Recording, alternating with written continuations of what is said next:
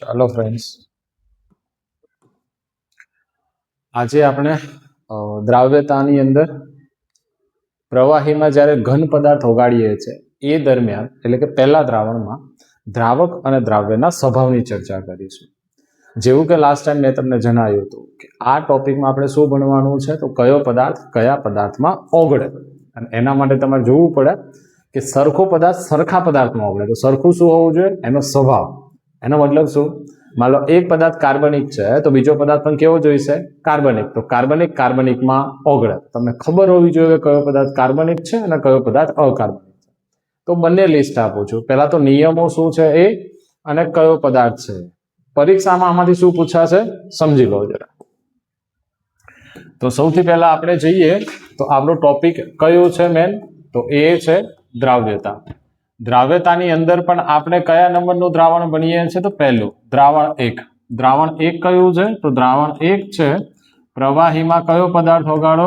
ઘન પદાર્થ ઓગાળો ત્યારે શું થાય?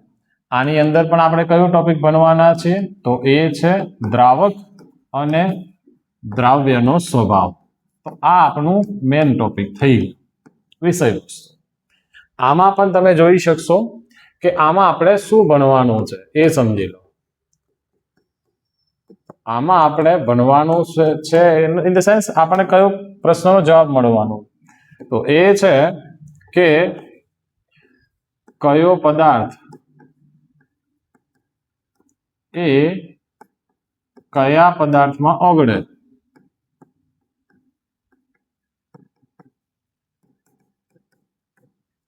તે માહિતી મળશે આપણને.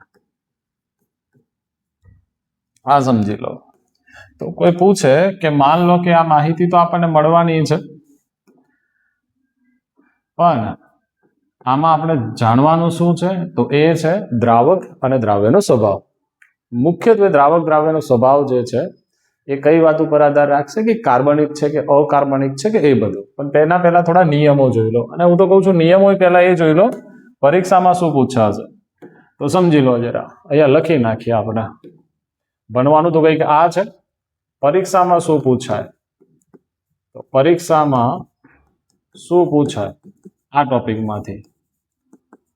આ ટોપિકમાંથી કમ્પલસરી વે પર તમને પૂછવામાં આવશે કે પહેલા તો આમાંથી MCQ પૂછાશે, બીજું કશું નહીં પૂછાય. એક જ માર્કનો પ્રશ્ન પૂછાશે અને એ પણ તમારે તાર્કિક હશે, વિચારીને આન્સર આપવો પડે એ. એટલે આ થિયરી તરીકે પરીક્ષામાં પૂછાવાનું તો નથી જ. એટલે આનો મતલબ એવો થાય કે તમારાને સારી રીતે સમજી લેવું પડશે. તો પહેલા કેટલાક નિયમો જણાવું છું એ સમજી લો. નિયમો શું છે? તો નિયમો કંઈક આ રહેશે. ચાલો તો હવે જોઈ લઈએ કે કયો પદાર્થ કયા પદાર્થમાં ઓગળે એના માટે નિયમો શું છે. ચાલો તો નિયમને નંબર આપતા જઈએ.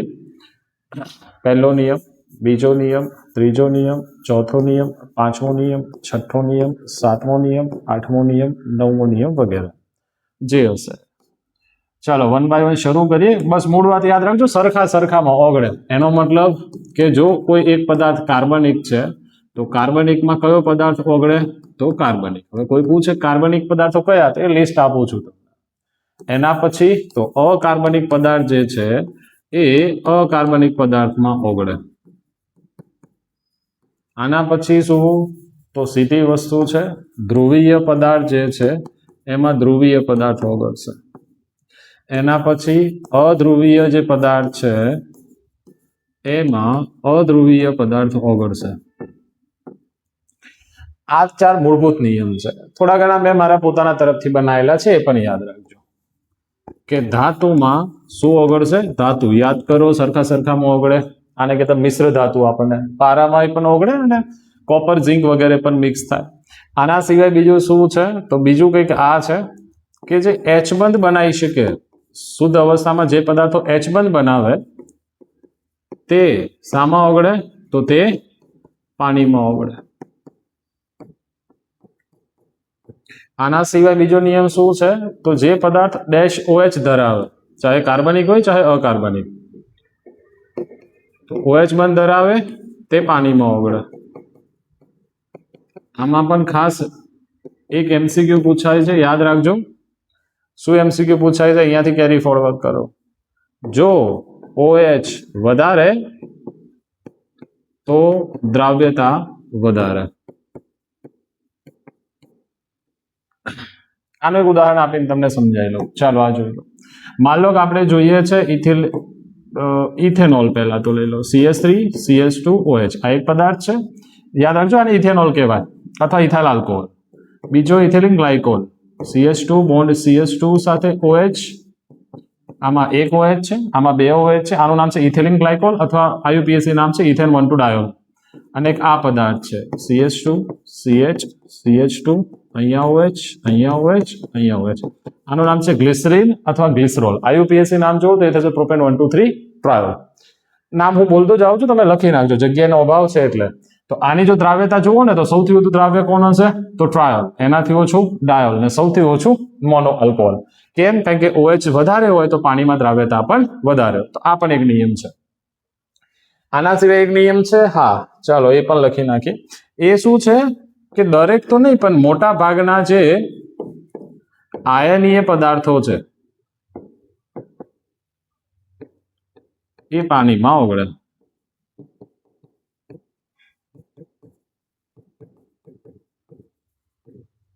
આ યાદ રાખજો. હવે અહીંયા પ્રશ્ન એક જ બના કે આપણને ખબર કેમ નહીં પડે કે આ કાર્બનિક છે કે નહીં, ધ્રુવીય છે કે નહીં, વોટેવર. ચાલો તો 1 by 1 જોઈ લઈએ એકચ્યુઅલમાં શું છે. તો આ કેટલાક મૂળભૂત નિયમો છે, યાદ રાખજો. H બંધ બનાવવા માટે શું શરતો જોઈએ તમે જાણો છો. ધ્રુવીય અને અધ્રુવીયનું તો જો કે હું તમને લિસ્ટ આપી જ દઉં છું. સરખામાં વગડે આ વાત યાદ રાખવાની છે. બીજું જો બુકની અંદર જે આપેલું છે એનો એક જો મુદ્દો આમાં હું લઈ લઉં, એ મુદ્દો શું છે સમજી લો. કે જો ટેક્સ્ટ બુકમાં આપણે જઈએ ને તો એની અંદર એક સંતૃપ્ત દ્રાવણની વ્યાખ્યા આપેલી છે. હવે સંતૃપ્ત દ્રાવણ આમ તો એક સામાન્ય રીતે સમજો કે એક ગ્લાસ પાણી છે સાદું, એમાં માન લો કે 4 ચમચી મીઠું ઓગળી શકે છે અને એમાં 5 ચમચી મીઠું નાખ્યું તો 5 માંથી 4 ચમચી મીઠું ઓગળશે, 1 ચમચી મીઠું ઓગળશે નહીં. તો આજે 4 ચમચી મીઠું ઓગળી ગયું, પછી જે વધારાનું છે એને તમે કાઢી લીધું, તો આમ તો આને સંતૃપ્ત કહેવાય. પણ વ્યાખ્યા થોડા એનાથી આગળ છે, ધ્યાન આપો. કેમ કે આને તાપમાન વધતા દ્રાવ્યતા વધે છે. એટલે જનરલી ઠંડા તાપમાને અથવા રૂમ તાપમાને 4 ચમચી ઓગળે, પણ એને ગરમ કરો તો બની શકે 5મી ચમચી મીઠું ઓગળી જાય. તો જેટલું મહત્તમ દ્રાવ્યતા હોય ને એટલું ઓગાળ દેવાનું. અને પછી એ દ્રાવણને આપણે શું કહી દઈશું? સંતૃપ્ત દ્રાવણ. એટલે વ્યાખ્યા તો આની વ્યાપક રીતે થાય છે, પણ જેવું મેં તમને કીધું આમાંથી વ્યાખ્યા તો પૂછવાની કોઈ સંભાવના નથી, કારણ કે MCQ પૂછવાનું છે. 1 માર્કનો SQ આપણે હોતો નથી, નહીં કે માત્ર ખાલી જગ્યા. પણ આ સમજી લેજો, કોઈ પદાર્થ જેટલો ઓગળી શકે એટલો ઓગળી ગયો એટલે સાદા શબ્દમાં સંતૃપ્ત દ્રાવણ કહી શકાય. આની બેઝિક ડેફિનેશન છે. તો આ કેટલીક મૂળભૂત વ્યાખ્યાઓ છે અથવા તો બાબતો છે. ચાલો હવે હું લિસ્ટ આપી દઉં કયો કાર્બનિક પદાર્થ છે ને કયો અકાર્બનિક પદાર્થ છે. ફટાફટ આપણે જોઈ લઈએ જરા. સૌથી પહેલા 4 કેરેક્ટરિસ્ટિક જોવી પડશે. એક એવા પદાર્થો કે જે કાર્બનિક હોય અને ધ્રુવીય હોય. જો ધ્રુવીય છે, આ બાજુ હું લઈ લઉં છું કાર્બનિક છે અને અધ્રુવીય છે. અહીંયા આપણે લઈ લઈએ અકાર્બનિક લઈએ અને અધ્રુવીય ધ્રુવીય લઈ લઈએ. ચલો આ બાજુ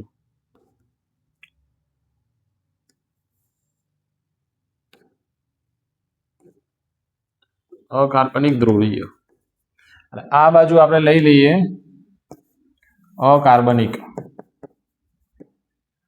અધ્રુવીય. એટલે ધ્રુવીય છે આ બાજુ, યાદ રાખજો. જોઈ લેજો 4 પ્રકાર છે. એટલે કોઈ પણ પદાર્થ કાર્બનિક હોઈ શકે, કાં તો એ અકાર્બનિક હોઈ શકે, ધ્રુવીય હોઈ શકે, કાં તો અધ્રુવીય હોઈ શકે. તો 4 પદાર્થો છે. ચાલો આના ઉદાહરણો લખી નાખીએ ફટાફટ, અને નોટ ડાઉન કરી રાખજો. 1 માર્ક માટે તમારે મહેનત કરવી પડશે. ચાલો તો સૌથી પહેલા કાર્બનિક પદાર્થો જે ધ્રુવીય હોય, તો સૌથી પહેલા બધા આલ્કોહોલ. બરાબર. આમ તો ઈથર થોડો ઘણો હોય છે ને, કાર્બોક્સિલિક એસિડ પણ હોય છે. ટૂંકમાં આવા કાર્બનિક પદાર્થો જોઈ લેવાના કે જેમાં ક્રિયાશીલ સમૂહ ધ્રુવીય એમાઇન પણ હોય છે. આટલું બધું પરીક્ષા માટે જરૂરી નથી, બસ તમારી જાણકારી માટે જ. આના સિવાય કાર્બનિક પદાર્થ કે જે ધ્રુવીય હોય તો એની અંદર તમે લઈ શકો.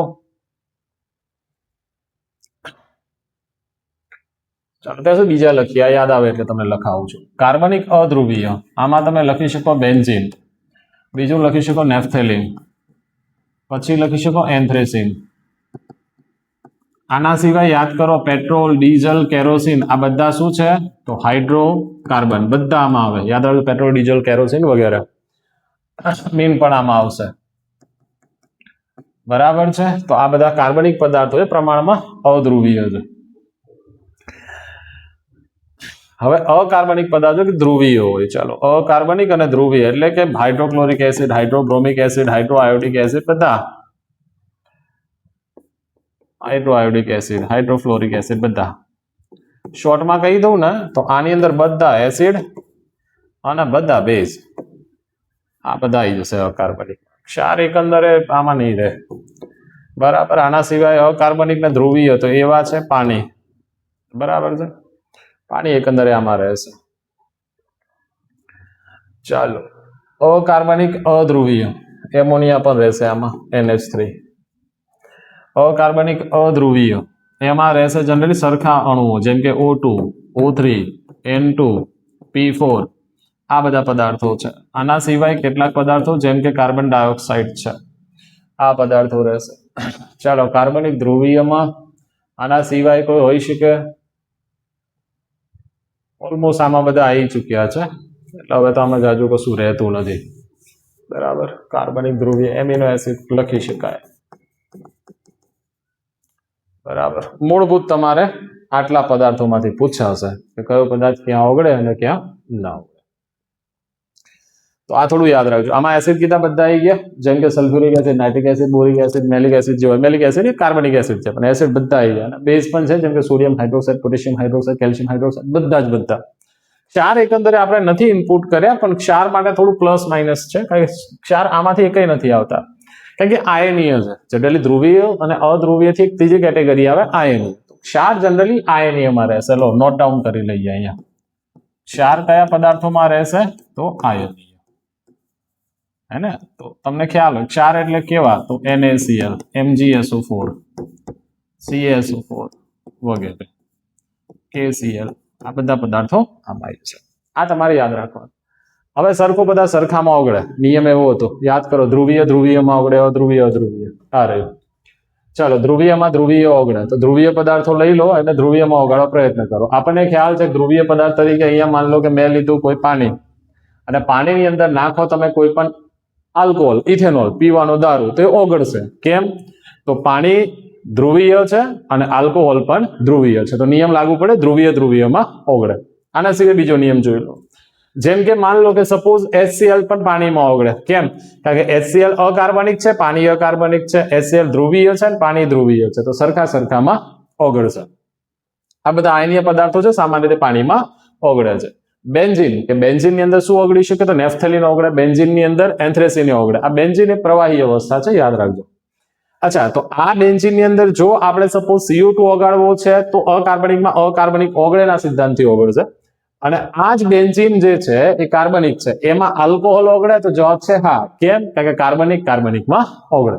તો મૂળ વાત એ છે કે સરખા સરખામાં ઓગળે ચાહે ધાતુઓ હોય કે જે હોય. તો આનું થોડું એક લિસ્ટ બનાવી રાખજો. આ એટલા જ પદાર્થો લખ્યા છે કે જે સામાન્ય રીતે આપણે ટેક્સ્ટ બુકમાં જરૂરી હોય. આના સિવાય પણ ઘણું બધું છે પણ મૂળભૂત રીતે આટલું રાખજો. હા ગ્લુકોઝ, ફ્રુક્ટોઝ જેવી શર્કરાઓ છે એ એકંદરે OH ધરાવે છે એટલે મોનોસેકેરાઇડ, ડાયસેકેરાઇડ અને પોલીસેકેરાઇડ તો નહીં પણ ઓલિગોસેકેરાઇડ સુધી એવું છે કે OH ધરાવે છે એના કારણે ધ્રુવીય છે અને OH ધરાવે છે તો પાણીમાં ઓગળે છે.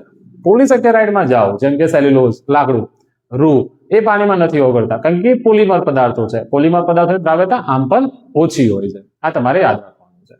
તો આ પહેલું ટોપિક અહીંયા પૂરું થાય છે જેની અંદર આપણે સીધું ભણીએ છીએ કે દ્રાવક કેવા સ્વભાવનો હોય તો દ્રાવ્ય કેવા સ્વભાવમાં ઓગળે. તો આના ઉપર એક બે ક્વેશ્ચન જોઈ લઈએ ફટાફટ. તો તમને પૂછવામાં આવે કે N2 અથવા તો સપોઝ કે O2 પાણીમાં ઓગળે તો જવાબ છે હા કારણ કે પાણી કેવું છે અકાર્બનિક અને O2 પણ કેવો છે અકાર્બનિક પણ થોડો ઓછો ઓગળે. જ્યારે પાણીમાં CO2 પ્રમાણમાં સારો ઓગળે. હવે અહીંયા એક લોજિક છે વાયુ અવસ્થા માટે. આપણે યાદ કરો મેઇન ટોપિક હતું ઘન પદાર્થો માટે બરાબર પણ છતાં વાયુને પણ અહીંયા આપણે આવરી લીધા છે. એટલે જ્યારે તમે બીજું દ્રાવણ બનશો જેમાં પ્રવાહીમાં વાયુ ઓગાળવાનું છે એમાં પણ દ્રાવક દ્રાવ્યના સ્વભાવમાં આ નિયમો એઝ ઇટ ઇઝ લાગુ પડશે. ચાલો જોઈ લો અને લખી લો. આનો ફોટો તમને ગ્રુપમાં શેર કરી દઈશ. જોઈ લો જરા.